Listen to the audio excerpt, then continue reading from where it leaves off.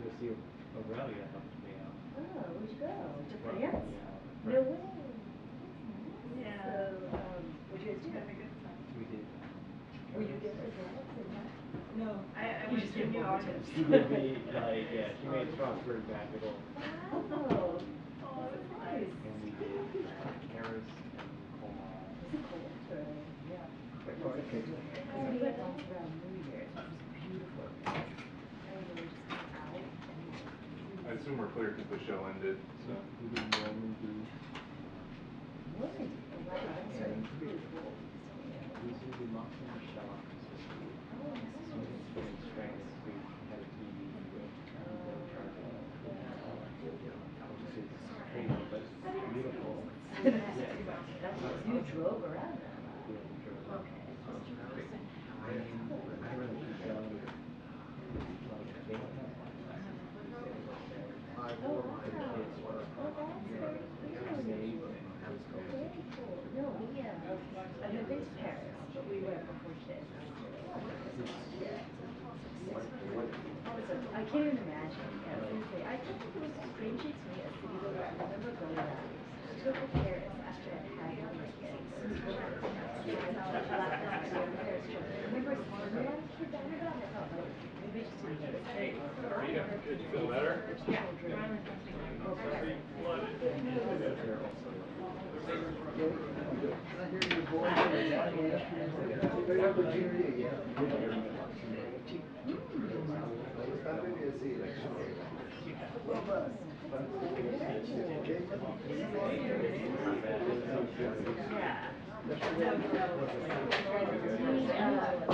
Sorry.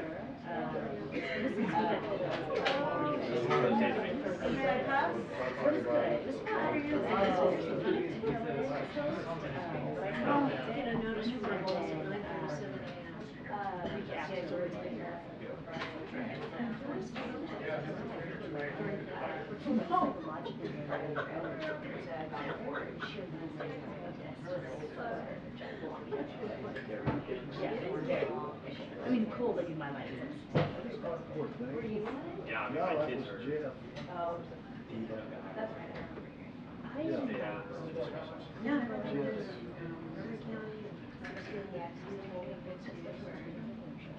I am like really trying to step I haven't heard of it.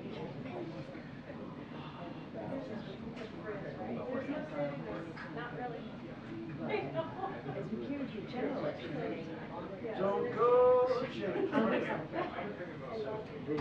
yeah. As I always tell my kids, mommy doesn't have hair, she has a brain. That's what it wants. I think Zoom Phillips is helping A lot of us. work. He's basically giving us Yeah. the best information. Hey man, what brings you?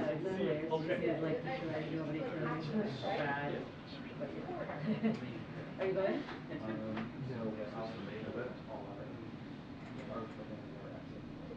Oh, cool. Very good. You ignore it like that one? That you can ignore? Okay.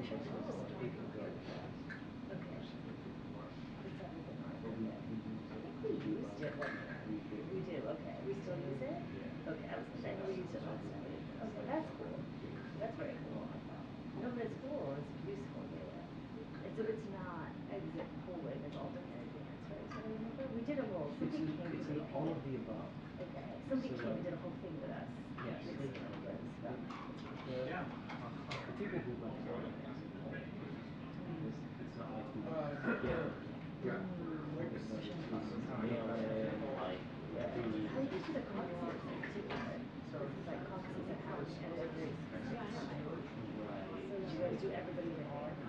Oh, okay. So good this way.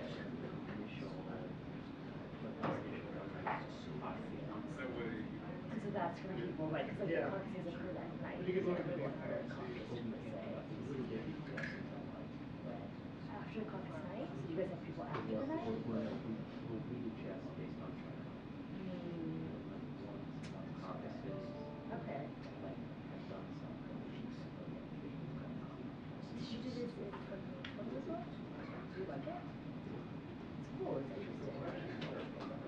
like it. It's super interesting. I forget what it was the presentation was.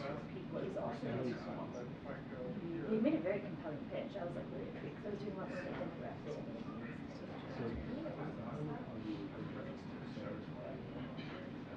In terms of accuracy,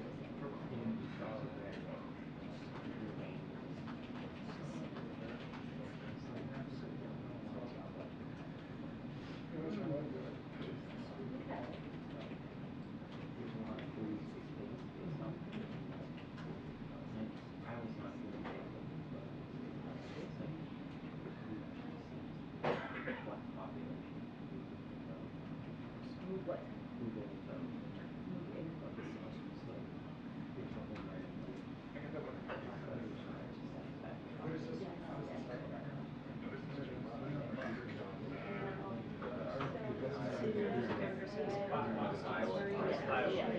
So I guess that's where like yeah, so maybe I forget, we were there.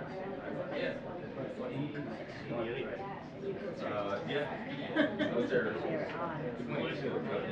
I mean, but I'm just going in. I don't want to come back to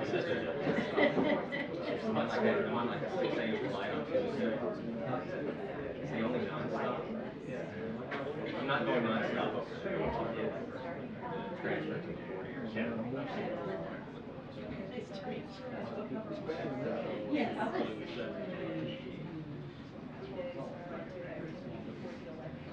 And do you guys look at race by black, Do similar like hamster, I'll go up Sunday, or I guess I'll go up Monday.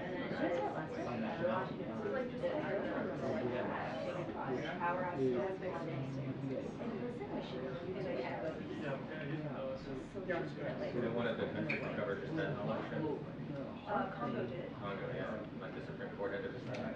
I mean, yeah, it was a pretty decisive matter. Even in Michigan, I think Michigan was like what? Rights to like fairly. People like them. No, they're tiny overall. I thought Michigan was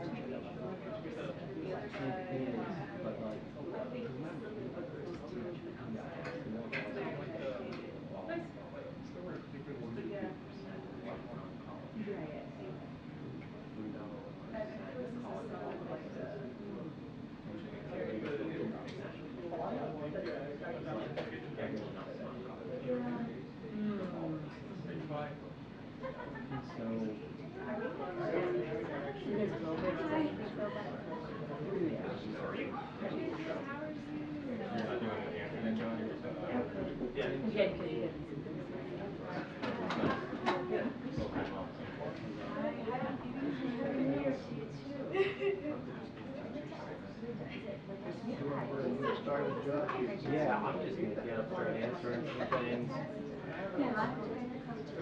I'm gonna go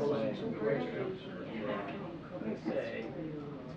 Oh, we got them once you can do it. Oh, that's great. Okay. So after the briefing, okay, yeah. Yeah, I'm in the CBS. Yeah.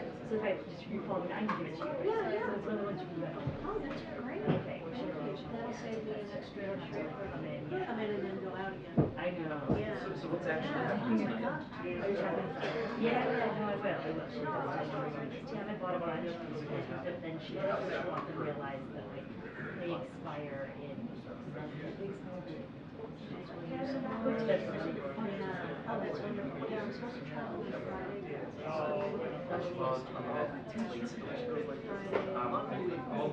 Saturday and Sunday. Yeah, and I'm like, just tell me where to be. I saw that, and actually I don't know where it is. I actually have not gone to the Darlene.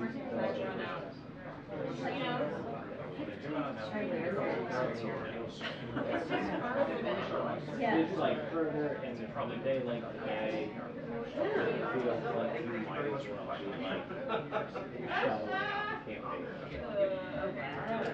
Yeah, and I was trying to figure out just No, it's always has that reminder too, right? Like, getting the actual drop. Really? Oh, that was. Yeah, I had some too, but then I was like, I feel like the most was about the expiration. I made a video. Yeah. Said, that'll save me, and then confirmation, appreciate it. No worries. What's happening, brother? And I was like, they're probably trying to get rid like, anytime. And no message so far. Well, he's like a architect, right? So like, I know barely about that. Focus, focus, focus. Right here. Good?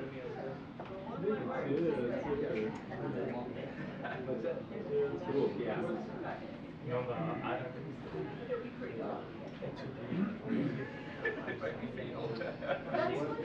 I've never shot this. It works. Yeah. I've never shot. Other people. I've done it. Channel 1 here. Yeah. I know when Trump would come out here, a lot of Alvin was maybe the first one to ever do it. Who was? Jake. Yeah. With Trump, yeah. 2020.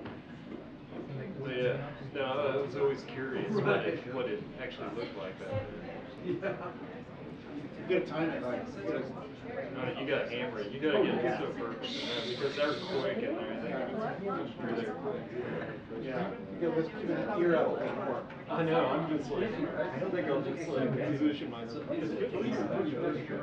Three. Supposed to be third, running behind. For the train. And this is how I'm getting videos. Are you? No. Hi, how are you? Good, how are you doing? I'm Marissa. I don't think so. No, it's okay. I also have been out like last month. Yeah, you're fine. Okay. I am filling in on the White House for the Post. Nice to meet you. I work for NPR.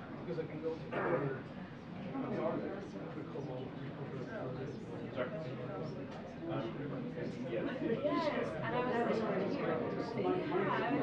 Yeah, it was right there.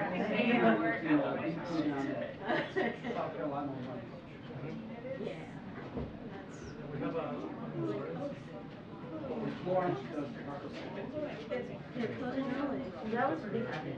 Yeah. You have to, then you're gonna have to like, sit down and pick up kids. No, they're getting home on their own. They're left devices. Put it this way. Another phone watches just Thank you for that. fair enough. Maybe that's how. You're right. You just didn't know. You'll work with your regular hours. Turn on the White House briefing. It's this guy named Josh Lloyd. I'm like, you just And Karine's gonna say,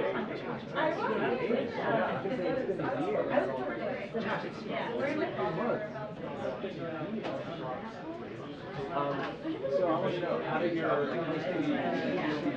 reading self-listing, what was your number one? my number one Book. Oh. Good. I have to think about that. I didn't really. You did.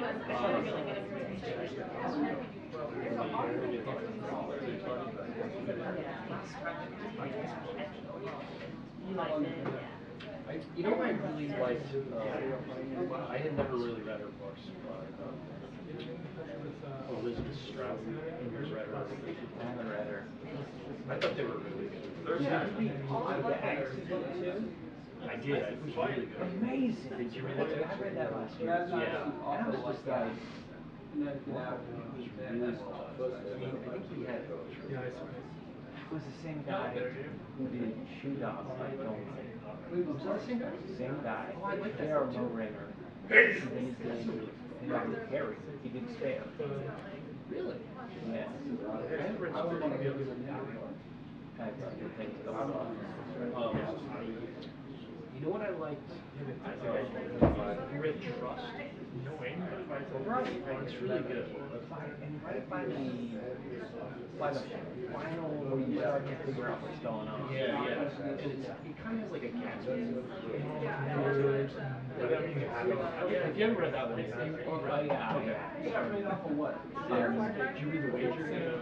I haven't read it. It's pretty good.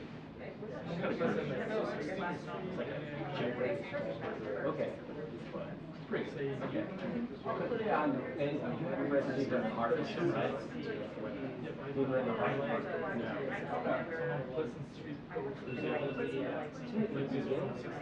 Oh, yeah. A century. And like you're suddenly like, oh wow. Like you don't even have to like. Can you really? Like push the hair. That's right. I'll check that out.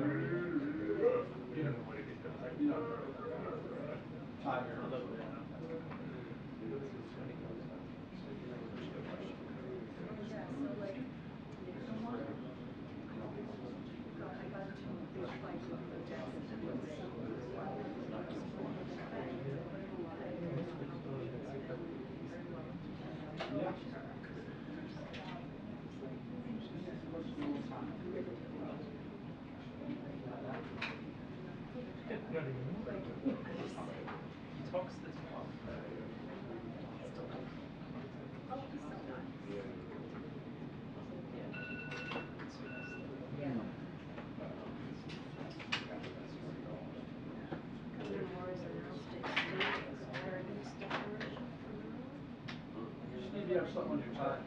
I got it.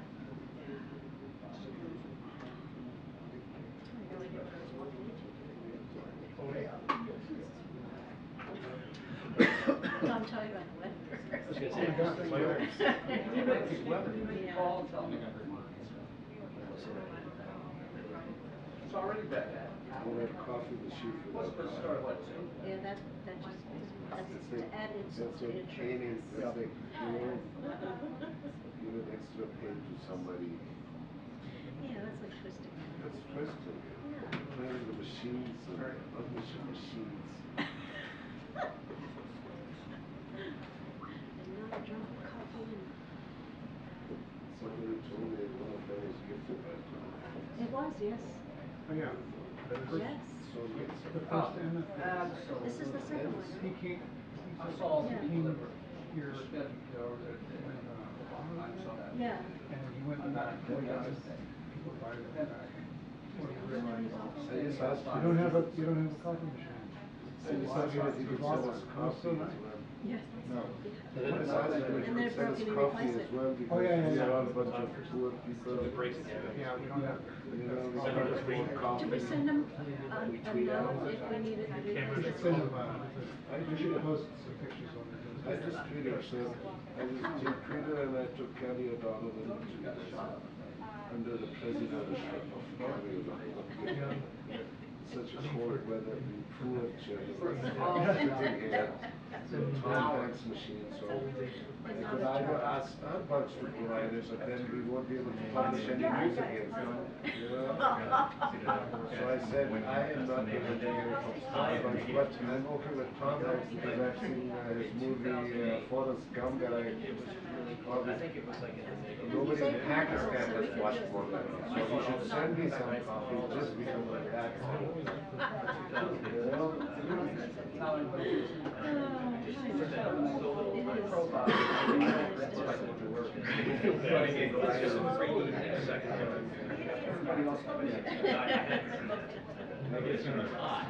Negative 12. Seriously,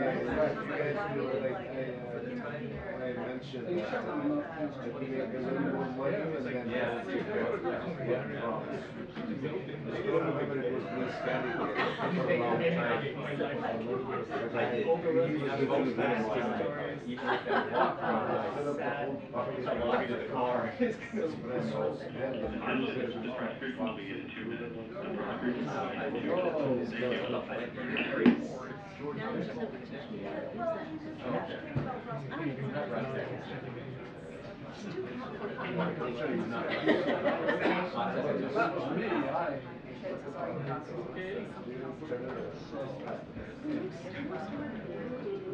It's not like a.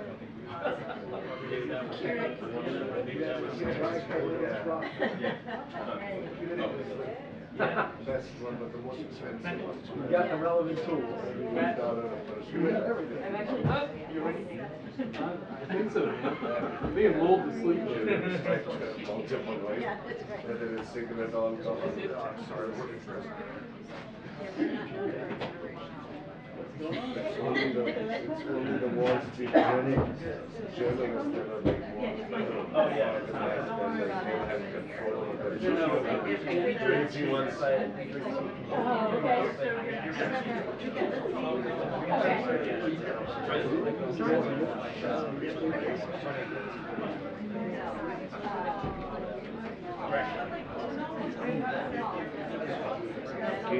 Hello, Peter. What's going on?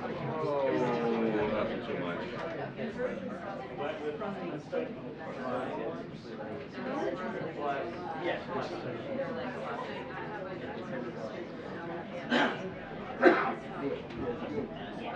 Good to get him a trip.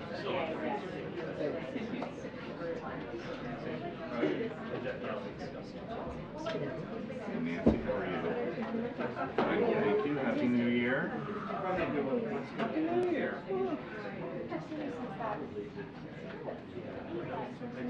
I took vacation.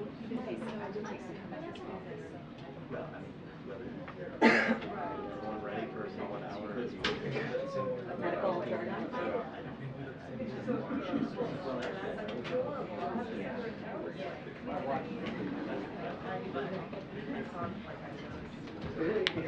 Hi, MJ, you made it. All right, good to see folks still here. Good afternoon, all. Across the country, hi, good afternoon, thank you. Across the country, as we can see, we're seeing severe weather warnings and impacts from blizzards out west to heavy rains and high wind in the east. A number of states have already declared state of emergency, and here in Washington, D.C., we know that many schools will send their students home early, like my kid, and probably many of yours. We are closely monitoring the weather, and we encourage all Americans to do the same. Do not become complacent, and make sure to heed the warnings of local officials. You can also download the FEMA app, which provides real-time weather alerts and can help you prepare. As always, we stand ready to support communities nationwide as needed. And I do have an update on the President's Week. This Friday, January 12th, the President will travel to Allentown, Pennsylvania, that area to discuss how communities across America are coming back thanks to Bidenomics and his Investing in America agenda, which have ushered in a small business boom, created good-paying jobs with rising wages, strengthened local economies, and lowered costs for hard-working families. Bidenomics, it's working. And with that, as you all can see, my colleague, Admiral John Kirby, is here to discuss international response to information we did classify last week on Russia's use of North Korean munitions. And with that, Admiral. Good afternoon, everybody. So yesterday, Russia launched its most recent aerial attack against Ukraine using missiles and UAVs. Multiple Ukrainian civilians were killed in the strikes and dozens were injured. Now, these strikes are horrific, they're inhumane, and they serve as yet just another reminder of the brutality of Mr. Putin's war. Due in part to our sanctions and export controls, as we talked about last week, Russia has been forced to look to like-minded states for military equipment. One of those states is North Korea. And as I said from this podium last week, the Democratic People's Republic of Korea recently provided Russia with ballistic missile launchers and several dozen ballistic missiles. Russia has since deployed these missiles against Ukraine. Last week, you might recall, I talked about a strike on the 30th, talked about a strike using a dozen, almost 10 more on the 2nd of January, targeting Zaporizhia, Kyiv, Kharkiv, and elsewhere. On January, as I said, and then on January 6th, since then, Russian forces again launched multiple North Korean ballistic missiles into Ukraine. We're still assessing the impacts of these strikes, but we can confirm that at least one of them landed in Kharkiv. So today, I'm announcing that the foreign ministers of 47 countries, Secretary Blinken, and the High Representative of the European Union have released a joint statement condemning the DPRK's export and Russia's procurement of North Korean ballistic missiles, as well as Russia's use of these North Korean missiles against Ukraine. As the statement makes clear, the transfer of these weapons increases the suffering of the Ukrainian people, supports Russia's war of aggression, and undermines the global non-proliferation regime. And our governments stand together in resolute opposition to these arms transfers between the DPRK and Russia.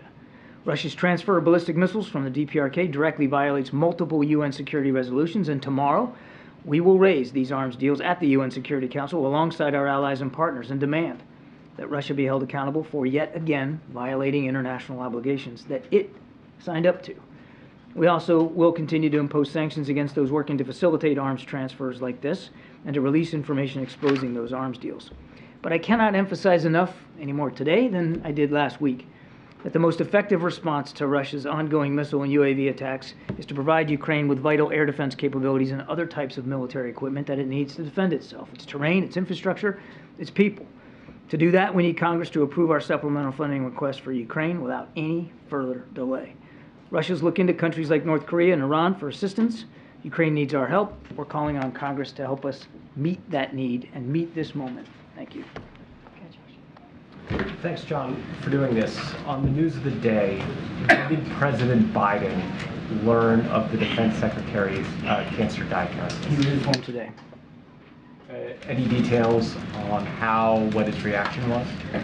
He was informed by the Chief of Staff earlier this morning, and I'm not going to go into any more detail than that. So the President has known for, I guess, 5 days now that Secretary Austin was in the hospital, but he wasn't informed why? He was not informed until last Friday that Secretary Austin was in the hospital. He was not informed until this morning that the root cause of that hospitalization was prostate cancer. Is that because the White House knew and didn't inform the President, or because Secretary Austin chose not to share that with the President? Nobody at the White House knew that Secretary Austin had prostate cancer until this morning, and the President was informed immediately after we were informed. Okay. Last week, we learned that Jake Sullivan, I believe, found out about the fact that Secretary Austin was hospitalized on Thursday morning. So just want to clarify, are you saying the President found out a day later than the NSC did? No, Jake was informed, our National Security Advisor was informed that Secretary Austin was in the hospital and had been for some time. He found out late Thursday afternoon, and he and the Chief of Staff, Mr. Zients, informed the President later that evening, early that evening, not long after they learned. They informed the President directly, Thursday evening. We learned also today that Secretary Austin, when he went into the hospital for the first time on December 22nd, he knew he was going to be under general anesthesia, he knew he was going to be spending the night, and transferred authority to his deputy secretary. Was the White House informed then that the authority was going to be transferred? No. Is that what's supposed to happen? There are the delegations of authority can happen. I wouldn't say on a regular basis, but it's not uncommon for the Secretary of Defense to delegate authority to the deputy, sometimes for very short periods of time. But I think one of the things that we're all going to want to learn from this is the notification process for that delegation of authority. Is there an expectation when a secretary is indisposed or hospitalized and has to transfer authority that the White House will be notified? Again, I'm going to let Karine take this one because this really gets to the memo that Mr. Zients put out, and I think I'll let Karine talk about it. Sure. So as you all know, there was a memo that was released today from the Chief of Staff, and the memo was sent to the President's cabinet on protocols for a delegation of authority. And so the memo does two things. I just want to lay that out for all of you. First, it asks every cabinet agency to submit in writing their current existing protocols for a delegation of authority they already have in place for review to the White House Office of Cabinet Affairs and the Chief of Staff by this coming Friday, January 12th. And second, in the interim, while the review of each agency's protocols is completed, the memo directs a set of robust protocols that cabinet agencies must undertake in the event of a delegation of authority. So that is what the memo says, those two really critical, important things.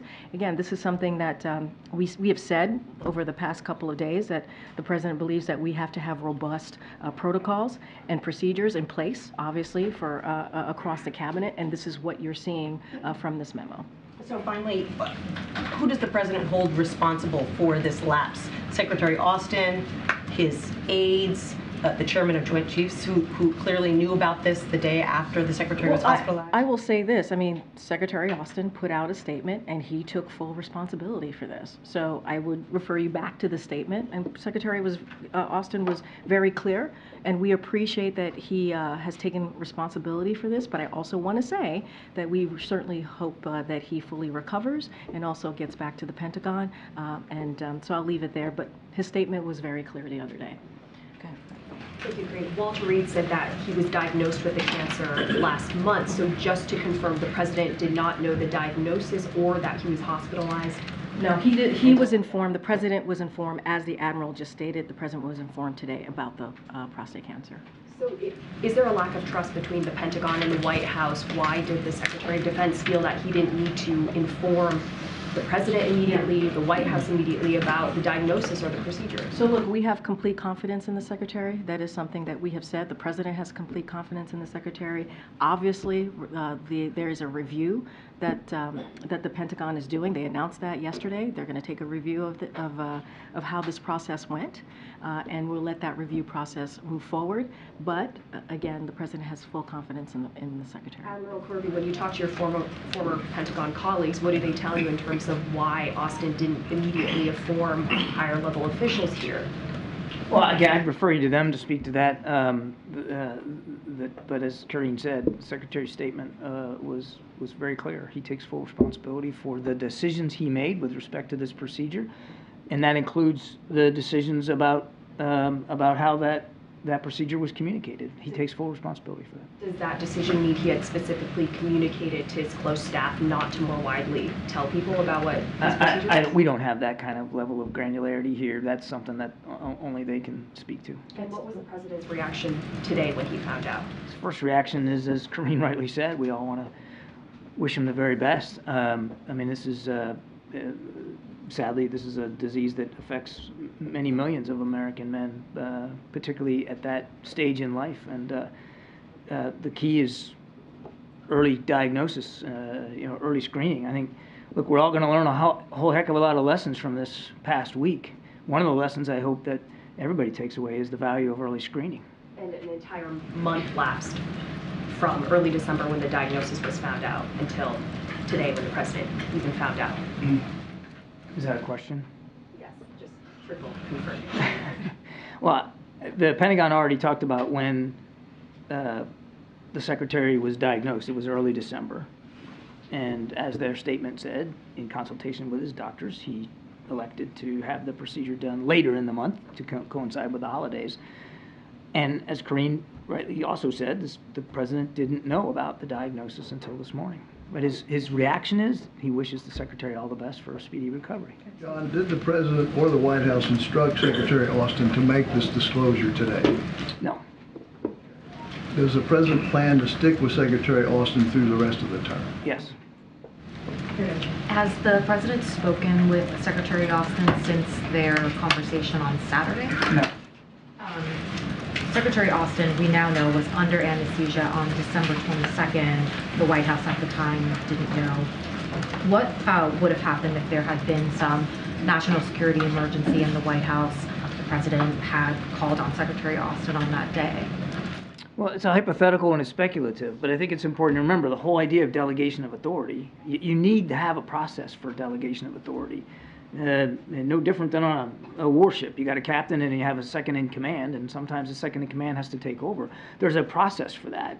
But I hate getting into hypotheticals, but let's just, for sake of argument, run that through real quickly. Had there been a need by the Commander-in-Chief to task the Defense Department or to seek greater clarity from the Defense Department about a specific issue, the deputy secretary, Kathleen Hicks, who had that authority delegated to her, who had a full communications suite with her when she was on leave and fully staffed, would have been more than capable of being the acting Secretary of Defense for that period of time. Right, but importantly, in that hypothetical, the White House would have learned by not being able to reach Secretary Austin on that day that.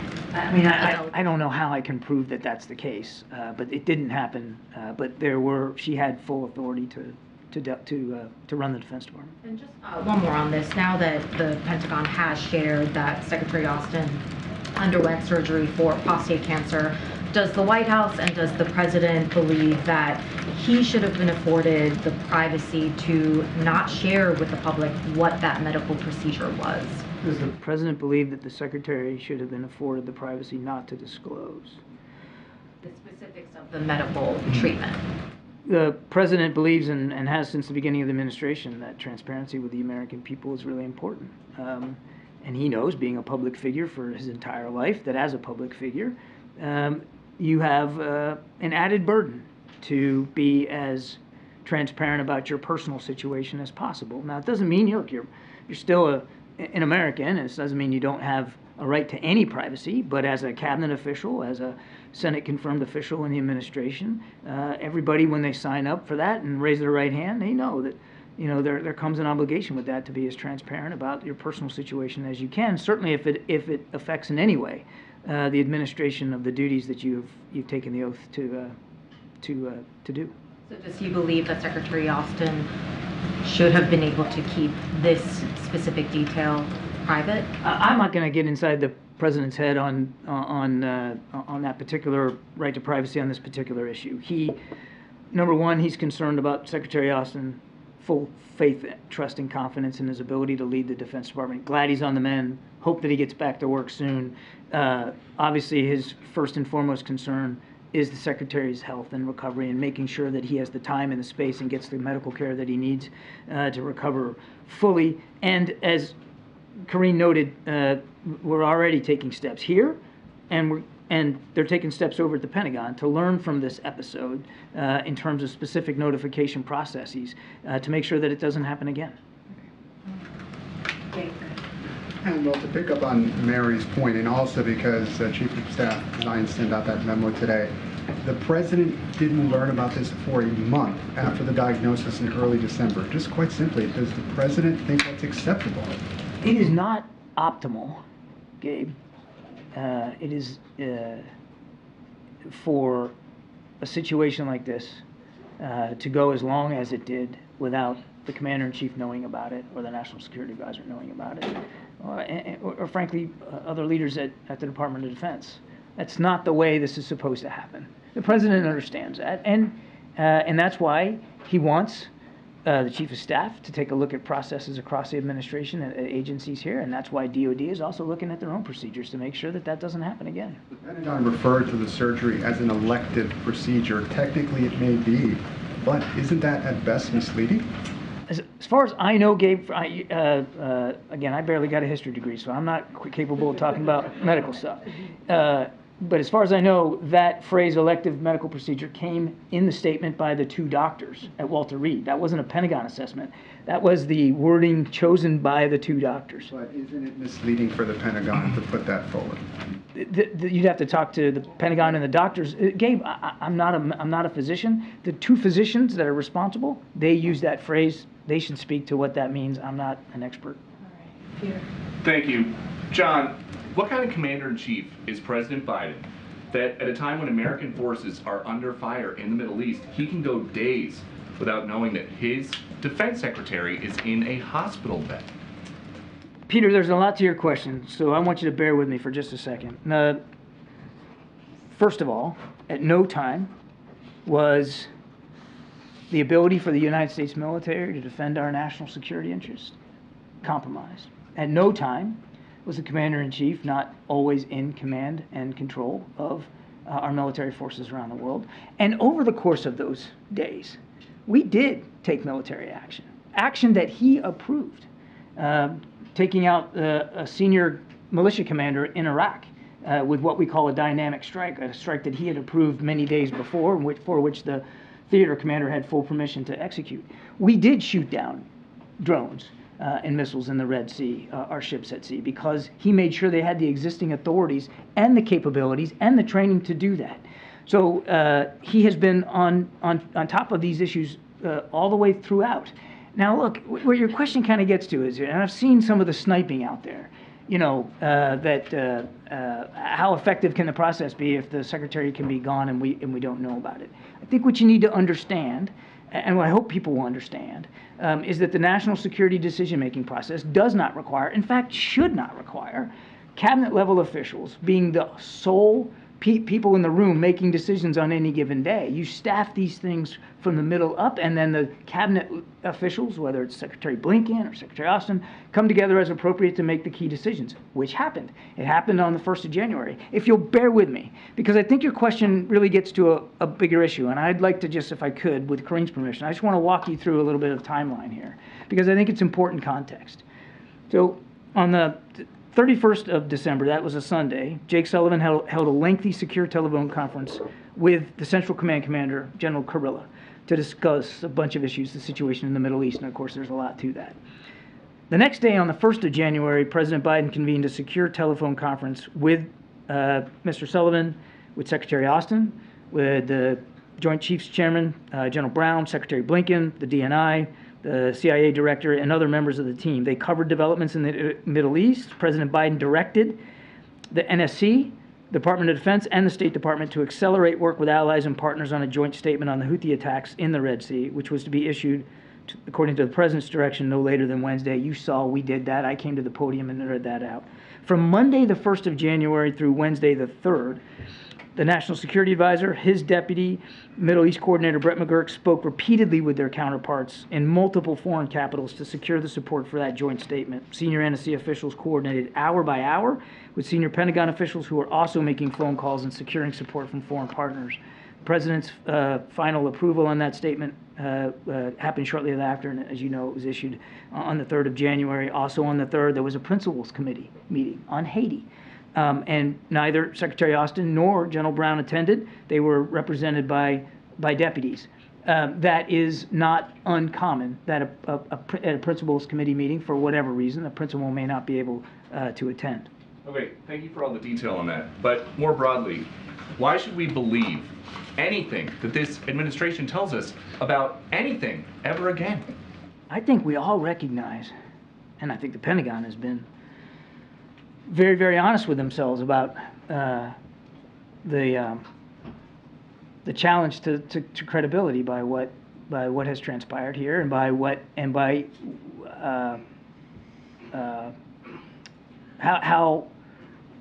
how hard it was for them to be fully transparent with the American people. I think we all recognize that. And wait, now just give me a second now. I know you got another one coming here, but we all recognize that this didn't unfold the way it should have on so many levels, not just the notification process up the chain of command, but the transparency issues. We all recognize that, and I think we all want to make sure we learn from that. It's up to you and your colleagues, and it's up to the American people to determine, you know, how much they're going to ascribe what happened here to our credibility on every single issue. But in every way, Secretary Austin has been an exceptional defense secretary, and he still has the full faith and confidence of the commander-in-chief. He has led the department at an incredibly dangerous time for our national security interests and those of our allies and partners. But if the administration is going to go to such great lengths to keep secrets about the defense secretary's health, how can anybody be certain that the administration would not go to the same lengths to keep secret problems with President Biden's health in the future? If you could logically argue, and you can't, but if you could logically argue that He's 81 years old. Wait a second. Just give me a second here, bub. I'll get there. If the administration made some sort of Machiavellian effort across the board to keep this from getting public, then I think your question has merit. And certainly is a fair one. I don't think it's a fair one because that's not what happened here, Peter. What happened here is the Secretary of Defense, for whatever reason, I can't answer the question why, that information wasn't shared. It wasn't shared widely in the department, and it certainly wasn't shared with the interagency. Isn't that worse? It's not good. It's certainly not good, which is why, again, we want to learn from this. We want to make sure that it doesn't happen again. We got to go around here. Given that this was suboptimal, as you said, and given the commitment to transparency that the administration has, how do you square that with the confidence that the president expresses in the secretary? The president respects that he took full responsibility for it in his statement. That makes a difference. And he also respects the work that Secretary Austin has done on a range of issues since he has become Secretary of Defense. Whether that's helping lead the world in support for Ukraine, it was Secretary Austin's idea to come up with the Ukraine Contact Group. Whether that's support to Israel, making sure that they can defend themselves against Hamas. Look at everything that the Secretary's done in the Indo-Pacific. Do you think it was by accident that the Philippines agreed to let the United States military have additional access to bases there? No, that was the hard work of the Defense Secretary. I could go on and on and on. He's confident in Secretary Austin's ability to lead in the future because he has seen how well he has led in the past. The Secretary, I have a question. You just said a moment ago that you don't know why the information was not relayed. Has it been privately conveyed to you all about why it was not relayed? We have certainly made it clear that we would like to learn more about the information flow process. And have you received any clarification on that? I'm not at liberty to disclose any. I'm not aware that there has been any, any details provided as a result of the why the information was so siloed, but we obviously have conveyed our interest in learning more. And then on a separate topic, on the Middle East, Israel's Supreme Court rejected a request from international news outlets to allow foreign journalists. Many of us probably here in the newsroom here have colleagues who wanted to be able to get in. That request was rejected. I'm curious if ever in conversations with the Israeli officials that you all have been in touch with, have requests for media access ever been made? That is a great question I don't have an answer to, but I'll tell you what, I'll go back and take a look at that. I'm not aware that there have been requests made by outlets and denied by the Israeli government to get into Gaza. Is that what you're saying? Israeli Supreme Court. And there was they have said no. Okay. Let me go back and do some research on that, if you don't mind. And then can I just, one other question. I know Secretary Blinken had a series of meetings in Israel today. Were there any tangible results from the Secretary's meetings today that were received? I know the readouts provided very limited information. Readouts don't provide limited information. So can you give us any sense of tangible results? Well, I guess this is led to the James fact helping you out here.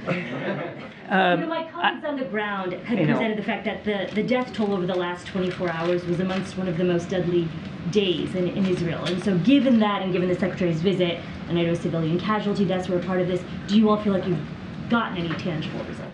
I think Secretary Blinken's still on the trip, so I think we're going to let him finish his trip. I'm sure he will provide a robust readout to us of what he discussed and what he learned, and we'll look forward to that report when he gets back to Washington, D.C. But I don't want to get in step on his toes while he's still in the region. And certainly the question really is much better put to my colleague at the State Department to speak to. Start wrapping it up. Go ahead, Anita.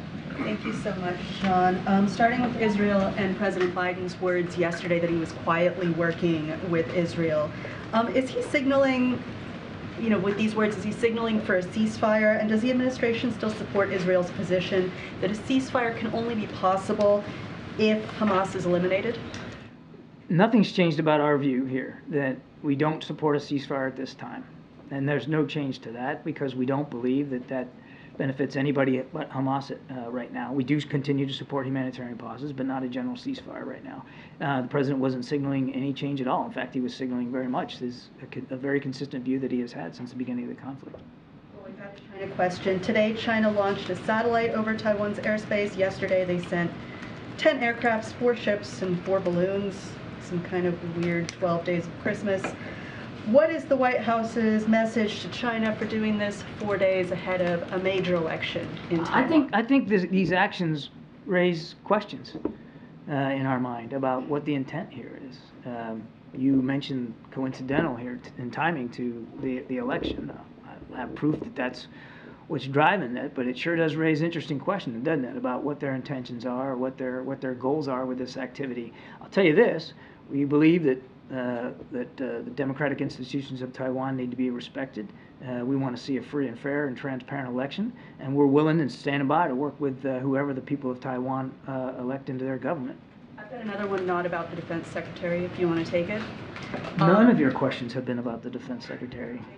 Burundi's president recently called for gay people to be stoned to death. In light of the administration's moves against Uganda for passing a really hateful law against gay people, are you mulling any actions against the government of Burundi for these hateful statements? I don't have any decisions to speak to today, but obviously that is that clearly would be a horrific undertaking, a horrific way of punishing people for something they shouldn't be punished for, and we'll see where this goes. But I think it's very clear, should be clear to the people in the government of Burundi and all over the African continent how seriously we take the issue of civil and human rights.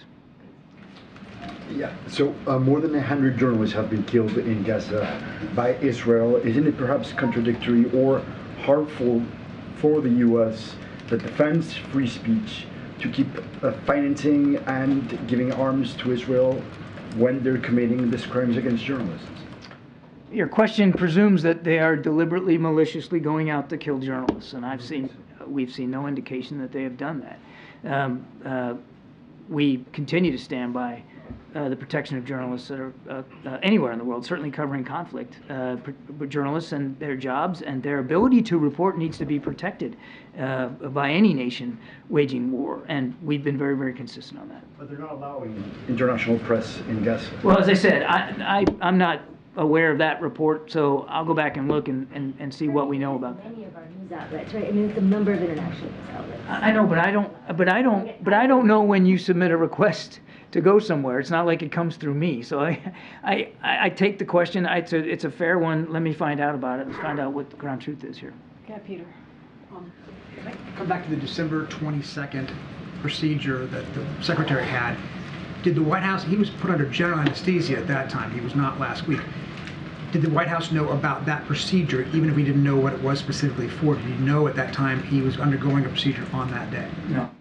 Okay, and when you said that the doctors used the phrase elective in their statement, the statement they released today does not use the word elective. I wonder whether you think then that means the use of that to describe it last week by the Pentagon was fully transparent. The doctors described something that does not sound elective. Oh, well, then that's my mistake. I thought that was in the doctor's statement. Again, I'd refer you to the Pentagon on that. I'm not at liberty. I'm not a medical expert, Peter. I can't. You're a communications expert, and you know what elective procedure implies to the public that might not sound like what we're now being told. Again, I'd refer you to the Pentagon. Does the president believe that there ought to be any consequences for any DoD officials who knew about the condition of Secretary Austin but did not report that information? That's going to be up to Pentagon leadership to decide.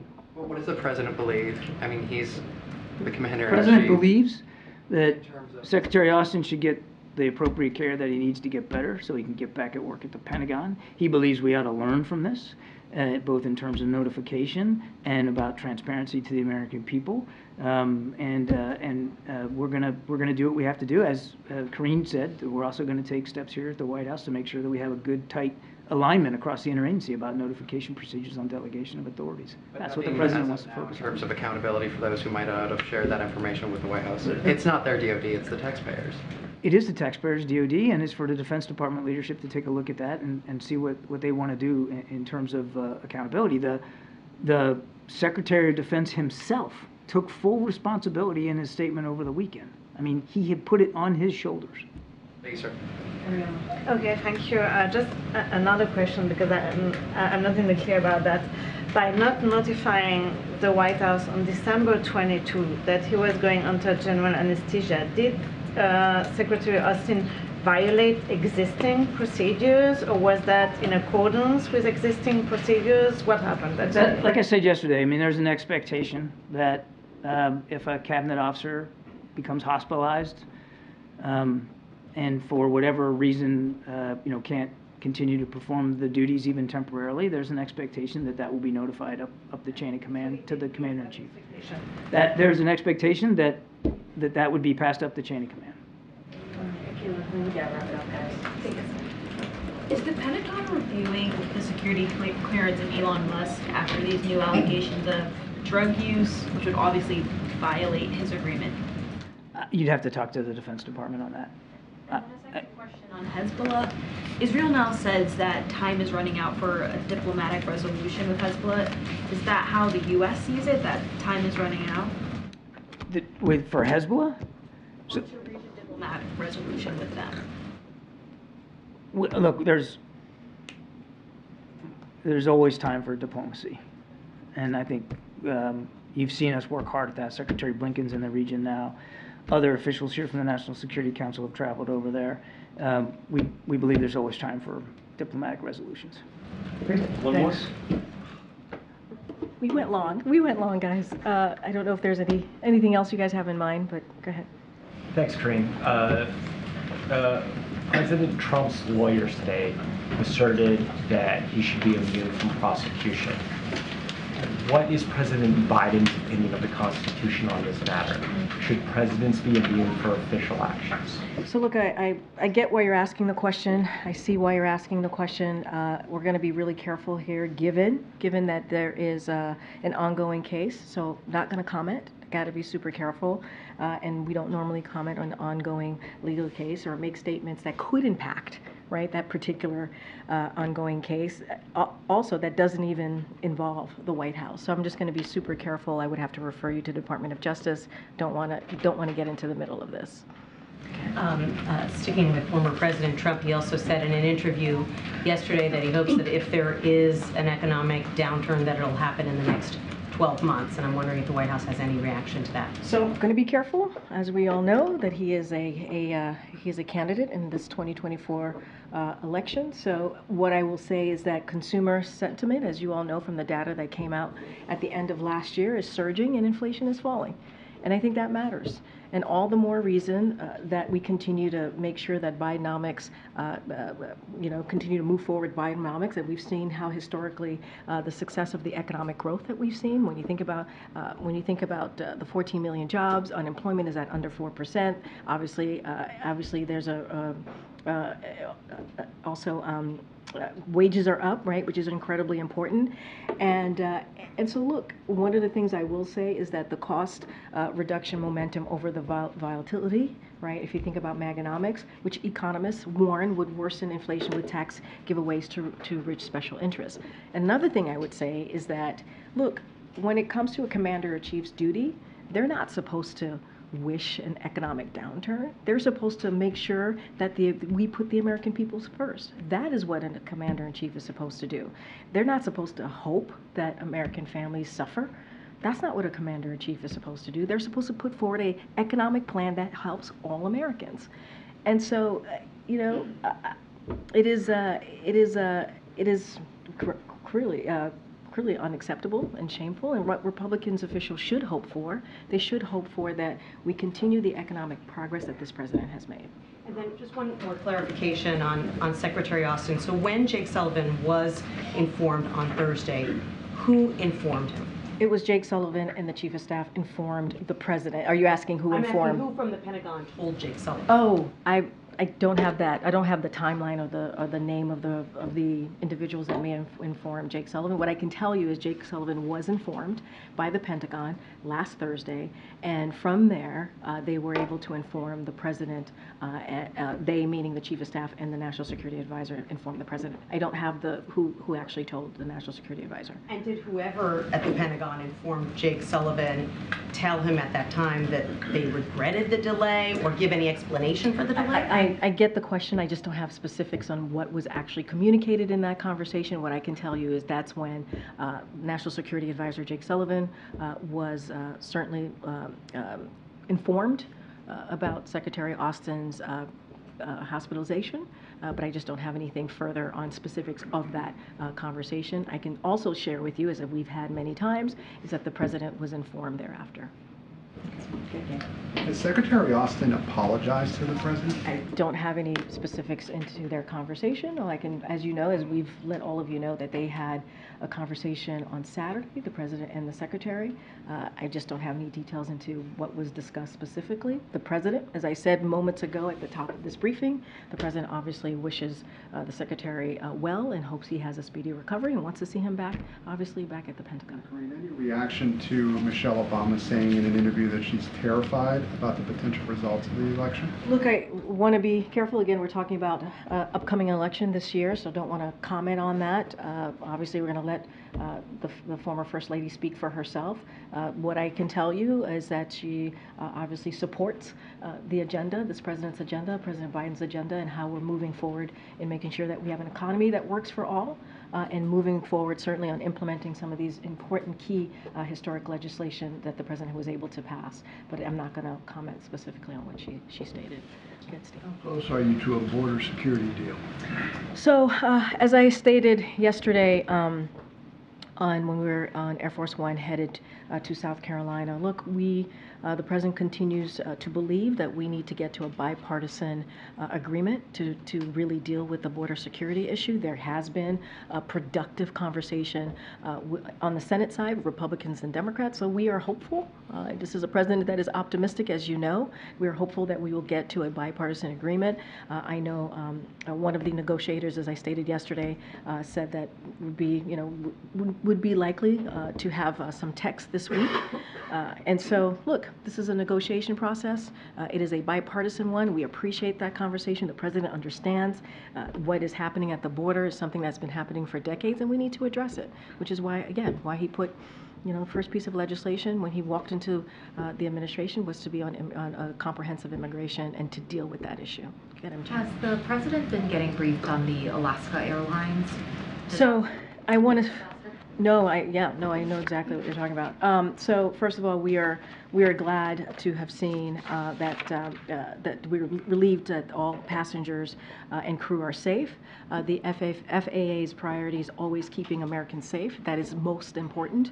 And in that spirit, these particular Boeing aircraft will remain grounded until operators complete enhanced inspections. The FAA will continue to support the National Transportation Safety Board's investigation into Alaska Airlines Flight 1282. The NTSB is in charge, obviously, as you all know, in investigating in these types of investigation, and I would certainly point you to them on any updates on this particular investigation. The president, obviously, is going to continue to be updated on these things.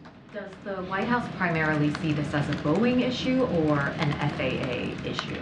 So, look, what I can say is FAA certainly sees this as a priority to make sure that we're keeping Americans safe. That is certainly their approach here and what they believe how we need to move forward. Obviously, the Boeing aircraft, there's going to be an investigation on these Boeing aircraft. That's why they're going to be grounded. We don't know yet, right? We have to do an investigation to see exactly what occurred here, but they're going to ground them out of abundance of precaution and safety for the American people to make sure that we see to enhance inspection and to see exactly what occurred. So I don't want to get ahead of that, but they're taking obviously extra precautions here. Would President Biden tell the American people that they should feel safe flying? I think the American people should feel safe flying. Like I said, FAA's #1 priority is the safety of Americans. I think by the fact that these Boeing aircrafts are going to be grounded is important, right? That is taking the safety of Americans first, and FAA's, that's their main priority, is to making sure that occurred. So he believes it is safe to fly now? Yes, he believes it is safe to fly, but obviously FAA is going to do everything that they can to make sure that American people, American families are safe. Get Karine. When the White House found out last Thursday that the secretary was in the hospital, did somebody ask the Pentagon why and not get an answer from the Pentagon? I don't have any specifics to share. What we know, what we can tell you is that, as you know, the Pentagon is going to do a review on their process, and that is something obviously we welcome, a 30-day review, and that's what we want to see, and we'll get a sense of how the process went, and so That's something that obviously is important. And you saw, as I stated at the top, the Chief of Staff put a memo that went to agencies on making sure that we take a good look at the process here. But beyond the process, just from a human aspect of this, when Jake Sullivan and then Jeff Zients and then the president here that Secretary Austin's in the hospital, didn't they ask why is he in the hospital? How did the president not know until this morning that it was cancer? How did 5 days go without knowing the diagnosis? that is something that we're trying to find. Answer. No, I hear you, but that is something that we are going to get a sense of this process, right? That's why they're going to do a review. That's why the Pentagon's going to do a review. That's why the Chief of Staff put out a memo to to the cabinets on protocols here to get a sense of how they've been moving with this process and how we're going to continue to move forward. We do not want this to happen again, obviously, but we're going to get a better sense once the Pentagon does the 30-day review to see how this occurred. Obviously, this is not something we want to see. In the meantime, we want to make sure that Secretary Austin gets back on his feet and recovers, and I think that's really important too. You see what I mean? Just like kind of on a human level. And the president here is Karen, in the hospital Karen, I totally understand. I totally understand the question. We're going to review this with the process. I totally understand the question. I get it. I get you're wanting to know what was the reaction, the emotional reaction of folks here in kind of the chain of command, right? Once they learned about the Secretary's hospitalization. I get the question. I don't have reactions, right? Emotional reactions to how folks here felt when they learned about this. I just can't speak to that. What I can speak to is that we want to make sure that we have a process, protocols, robust protocols, because we've always said transparency is at the center of this administration. We want to make sure that how these agencies move forward, that there's a robust protocol in place, and that's what we're asking. That's why the Chief of Staff, Zients, sent a memo to agencies so we have a sense of how are they going to move forward with these types of situations or issues. And again, Pentagon is going to do their review. They announced that yesterday. It's going to be a 30-day review, and we'll have a better sense of the timeline here and what occurred. Ed? Yeah, thanks, Karine. When will the president hold another solo news conference? I don't have anything to preview at this time. On communications within the administration, the last cabinet meeting was 3 months ago. So does the president know where his cabinet members are and what they're doing? The president is in regular touch, and not just the president. Obviously, there are folks here, whether it's the Office of Cabinet Affairs, other folks here in the White House that is in regular touch with certainly leaders of the different cabinets on a regular basis. And I just don't have anything else to share. But the president, obviously this is his cabinet and talks to them on a regular basis. I just don't have a specific timeline or specifics on when that happens. On the Alaskan Airlines flight, we've all seen those pictures. Where's the transportation secretary? Shouldn't he be out reassuring Americans that it's safe to travel? Well, you saw the secretary for weeks and days talking about how how the airlines were being held to account, and how we were in a different place certainly than we were last year during the holiday seasons, and we saw the secretary out there pretty in a robust way. And so look, the secretary, I'm sure I can speak for him right now and say that of course he wants to make sure Americans feel safe flying. That is certainly part of his responsibility, and so he certainly can speak to that himself. But he has been very, very clear about that. Secretary has been very clear about that over the past 3 years of this administration, making sure that there is safety, that we meet those safety protocols, Americans feel safe flying, and that is the #1 priority, certainly of FAA. One more on the economy, if I could. JP Morgan CEO Jamie Dimon told Fox Business that the extra COVID assistance runs out in 2024, higher credit card balances. He says the chances of a recession are higher than a soft landing. How concerned is the president of recession? Look, I appreciate the question. I'm actually glad you asked the question because, look, last year forecasters said with 100% certainty that there would be a recession. 100% certainty. That's what you heard over and over and over last year. That didn't happen. And the president never thought that we needed to have a recession to bring inflation down. He never thought that. And he was right. And just a couple of things, I know you like data. 2.7 million jobs created last year, more than any year under the previous administration. Unemployment below 4% for 23 months in a row, and the longest stretch in over 50 years. Inflation fell to 2%. Over the last 6 months, and wages and wealth are higher than before the pandemic, and that is not consistent with a recession. That, remember, and you were asking me this question over and over again. They said there was going to be a recession. There said there was going to be a recession, and it didn't happen. It didn't happen. So I will quote Secretary Yellen here, what she said yesterday, which is, what we're seeing now, I think we can describe as a soft landing. Okay, go ahead. Can you give us any information about what's on tap for tomorrow? I don't have anything to preview. I'm sure the team will be sending out our regular, what the next day is going to look like for the president. Just don't have anything to preview for tomorrow. I just previewed what the president's going to certainly be doing on Friday, going to Allentown, and we'll have more on that as well. So I'll just leave it there. Asma, I'm going to try and, there's some folks in the back that I haven't called. Yes. The ones you love quote so much. All right, go ahead, Steve. Oh, thank you. Yeah, Sorry, James. I've got my other favorite person. I've got two questions. Yeah. The first one, the first son's art dealer today was testifying on the Hill, and he said that he did not have any talks with White House officials about setting up a supposed agreement to ensure that the buyers' IDs were anonymous, and that in fact many of the IDs were known. There was reporting during the president's first year in office that some White House officials were engaged in setting up this supposed agreement. Could you just clarify what the case was? I'm just not going to comment from here. I would refer you to my colleagues at the White House legal office. I just don't have anything to share. Before the second one, just a plug for a request for Ian Sams to perhaps take questions one day. Well, you have full access. You have access to Ian Sams. He's very good at responding to all of you and taking your questions. So, you know, I think that's important. He's been very, very good at connecting with everyone in this room who has questions like you have about anything that is related to what you just asked. My second question. Third question. Well, my second question is that we have new reporting that the mayor of Kiev, the sitting mayor Vitaly Klitschko, was involved with a business entity called Burisma Geothermal that was formerly chaired by the first son when he was the second son. The president met with the mayor multiple times, of course, over the years, and I was hoping that you could say whether the president knew about this business relationship during their meetings. I would refer you to the White House counsel's office. Go ahead, James. Thank you very much, Karine.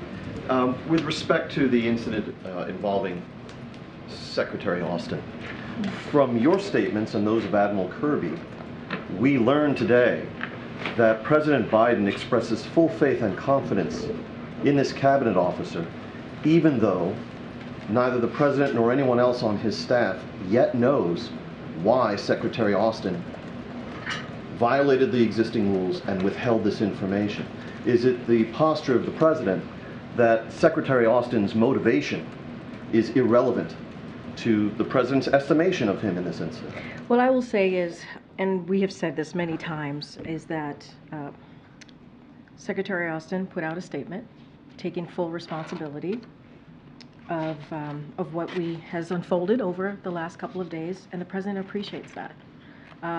And I have the statement right in front of me, but I'm sure you've seen it.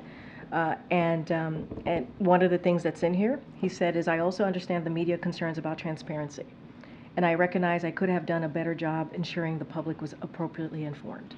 I commit to doing better.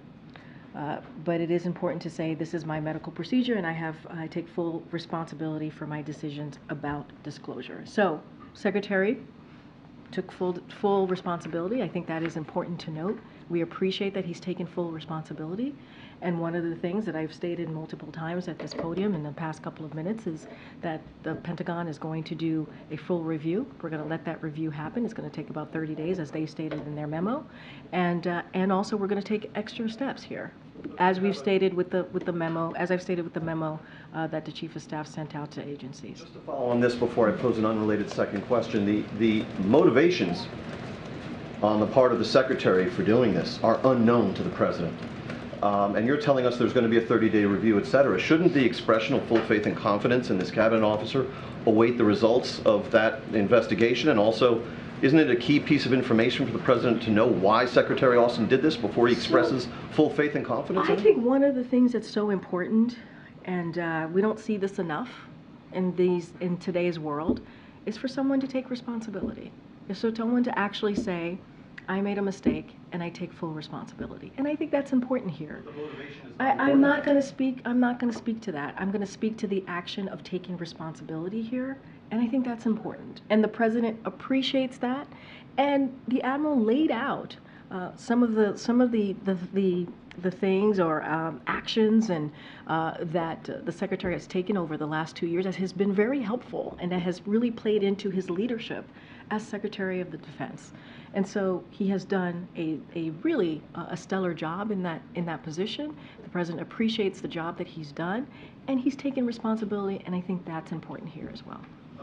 On this event Friday in Allentown, Pennsylvania, that you just disclosed to us, you've told us that it's going to be a speech about Bidenomics.